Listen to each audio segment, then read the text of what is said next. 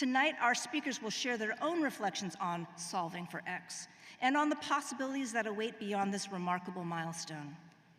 And on that note, it is my great honor to introduce our keynote speaker for this evening, Roxana Norouzi.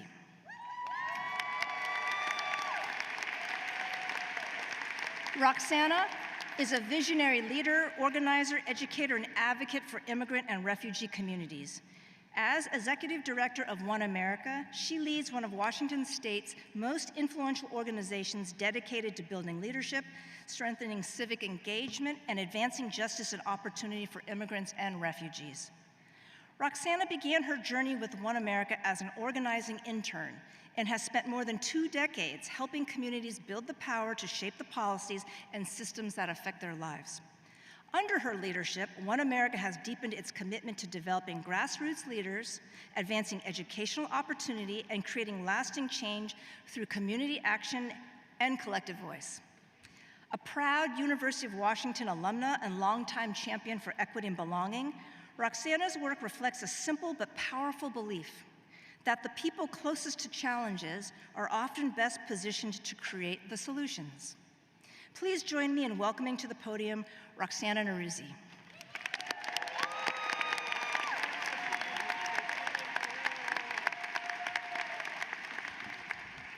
Good evening, graduates. To all the family, loved ones, faculty, staff, mentors, and communities who've helped make this moment possible, thank you for surrounding these graduates with your care, encouragement, and belief. Woo! Yeah.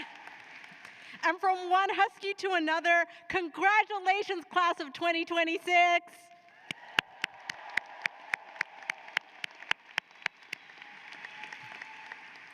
Tonight is not only about what you have accomplished, but about who you have become. You came to the College of Education with your own stories, identities, hopes, and questions. And now, you're leaving with something even more powerful: the ability to shape the lives of others. I'm especially honored to be here with you all tonight because education has shaped every chapter of my own life. For more than 2 decades, I've worked with immigrant and refugee communities as a community organizer, advocate, and leader. Thank you.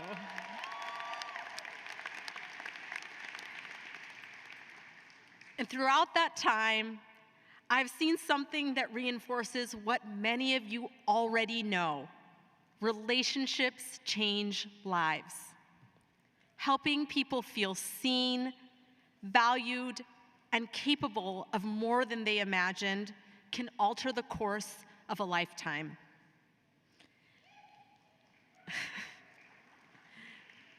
And some of the most important people doing that work are educators.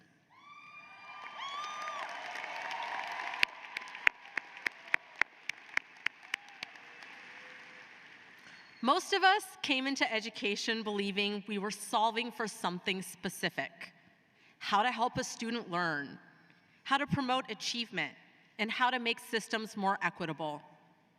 But over time, many of us realized the X that we're solving for is even bigger than we imagined. We're solving for the well-being of our communities. We're solving for the strength of our democracy. We're solving now more than ever before for the kind of society that we want to be. And we're solving for the future. So as I was reflecting on solving for X, I began asking myself, what is the formula for a transformational future? These are the elements: belonging, power, community, and joy. We'll talk about each of them tonight. Here's what I believe. Educational spaces have enormous power to help us imagine what is possible for ourselves and for our futures. And I know this because of how education shaped my own life. As the daughter of immigrants from Iran, I entered school in the US carrying pride in my language, my family, and my culture. In fact, one of the first words my mom taught me to say in English was bilingual.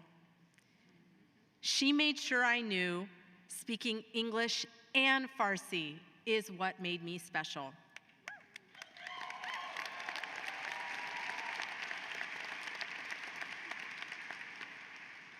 But in first grade, I was called into the principal's office and told I needed to be held behind because of my perceived second language skills. I remember feeling defeated, ashamed, and angry. I wondered how something that was celebrated at home could be viewed as such a problem at school. My parents, who are both here tonight,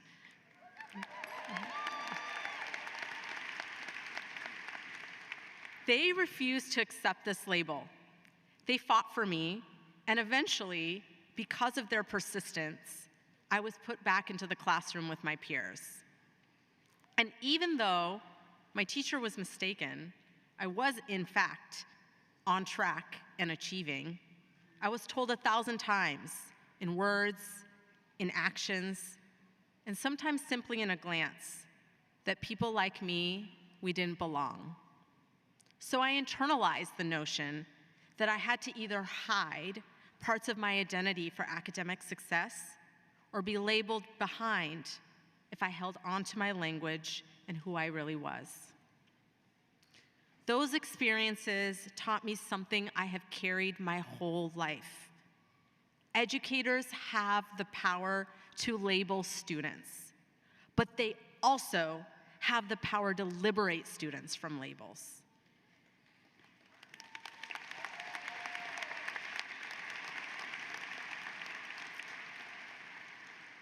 They have the power to cultivate belonging and call students into their greatness. For me, this happened in third grade with my teacher, Mrs. Carter. My essay, Perils of the Playground, was selected as the best in class. That's my mom. She's still cheering for me over there. For the first time, I realized my story mattered. My culture mattered, and that I was smart. Mrs. Carter solved for something much bigger than an essay assignment. She solved for confidence. She solved for possibility. She solved for the first part of the equation, belonging. For me, that shift didn't end in the classroom. It became the foundation of a lifetime of organizing, advocacy, and leadership. Because once you understand your own power, then you ask a different question. How can we create power together that makes change? 16 years ago, I joined the immigrant rights movement, starting as a UW graduate school intern and eventually rising to become the executive director. Now, I wake up every day thinking about how I can build power for immigrants. And understanding power as a key part of the equation is one of the most important lessons I've learned. Early in my career, when I worked as a case manager, I supported families navigating housing and other systems. I cared deeply for my clients, but I often felt the limits of my role. I could help one family at a time, but I couldn't change the systems shaping their lives. Then, in 2006, I went to my first immigrant rights march in Seattle. Walking down Jackson Street, I saw thousands of people moving together. And then I began to recognize faces, my clients, holding signs and demanding dignity and belonging alongside millions of others across the country collectively turning their private pain into public demands.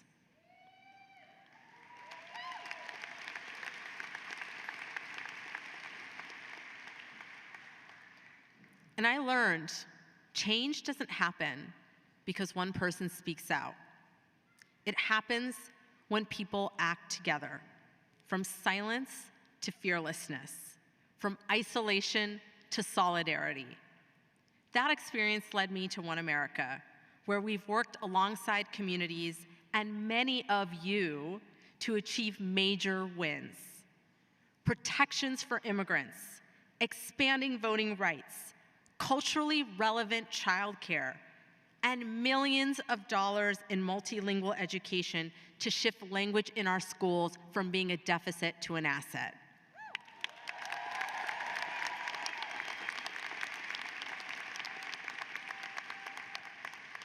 And all of you, faculty who are sitting behind me, graduates who are sitting in front of me, students and activists, all of you who are about to cross the stage and get your diplomas, we did that together.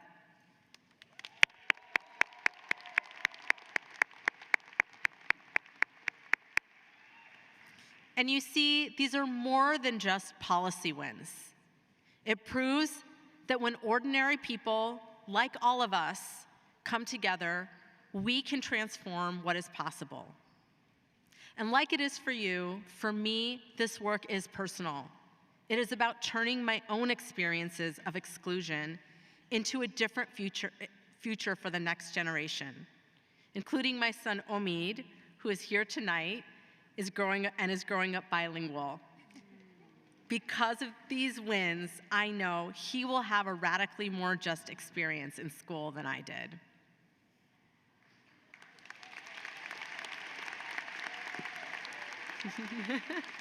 Hi, Omid.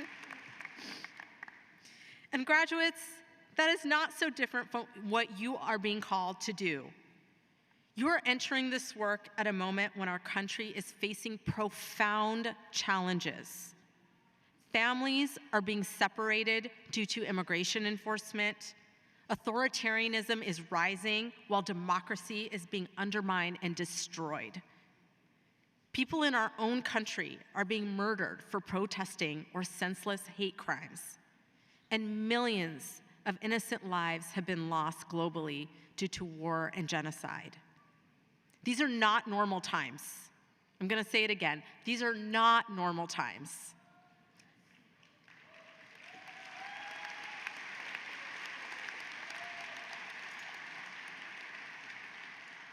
The stakes are high, and the fight for justice rests on all of our shoulders.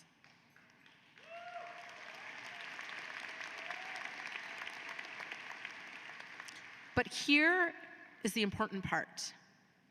We have power in all of this, because democracy is not sustained by institutions.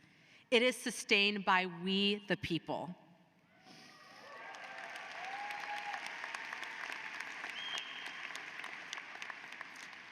But we must choose to not be complacent. We must solve for the power we need to build the world we want to live in. A world in which everyone is free, even if that freedom does not happen in our lifetime. Norma Wong, an Indigenous Hawaiian leader, taught me we have to look at the horizon and take the long arc view. It might take 7 generations to see the world we dream of, but the seeds we are sowing today will move us closer to that vision. Graduating from this institution is a tremendous privilege. As a double Husky, it's one I hold very close.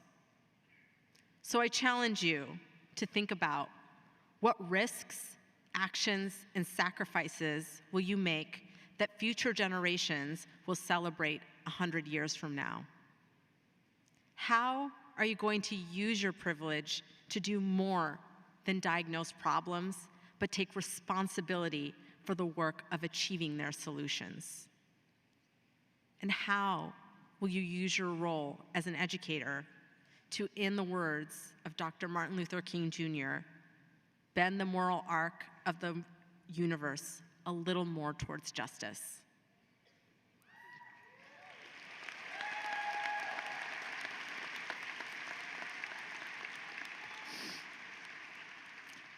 That is not small work. That is nation-shaping work. And as you move from the university into the world, your job is to be stewards of the future, and to do so with power, not with power over each other, but with power with each other. And if we're going to do this work for the long term, if we are going to keep choosing belonging, justice, and power, then we also have to talk about the final part of the equation, community and joy. Graduates, I want you to take a moment and look around. Look at the people who believed in you, who picked up the phone when you needed a pep talk, who dropped off a meal to keep you nourished, who shaped you and put you on a path like my parents did in my first grade intervention. These are your people. And to the faculty, staff, partners, families, and loved ones here tonight, thank you. Thank you for being here for these remarkable graduates and for being a part of their decision to pick a career path that is about justice and shaping the future. They, all of you, are what give us hope that the future our ancestors dreamed of for us is possible.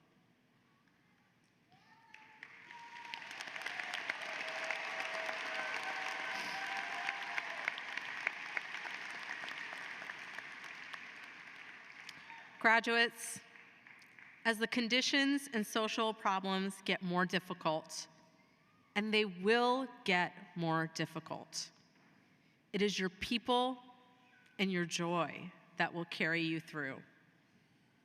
In a world that will ask a lot of you, choosing joy is a radical act towards our liberation.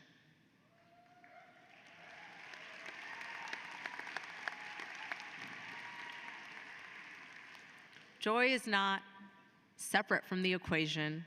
Joy is essential to the equation. So protect your joy, stay connected to your people, and trust yourself. You got this.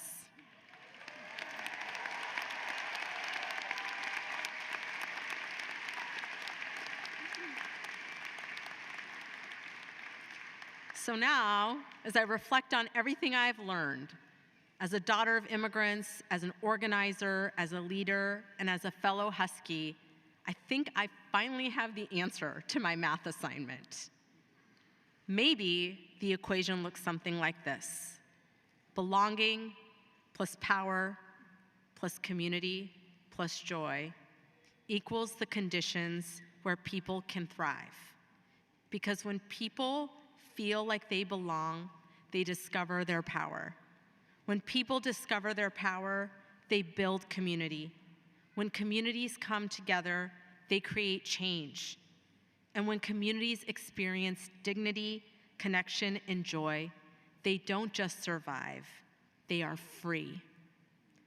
Not only free from oppression, but have the freedom to be equal, valued, and loved.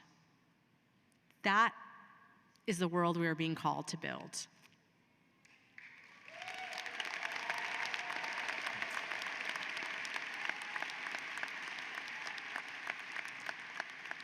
And so now, graduates, it is your turn to help solve for X. So go forward with courage, power, community, and plenty of joy. And as I close, I want to invite us all into a moment of joy together. So I'm a big fan of 80s and 90s music. And on those difficult days, when I think the world is crumbling, and all the weight is on my shoulders, and solving for X is just too much, I dance. So if you're able, please stand up, Stand up, everybody, faculty, graduates, stand up. Find your release, enjoy, and dance, because in the world of Disney Houston, sometimes we all need to dance with somebody.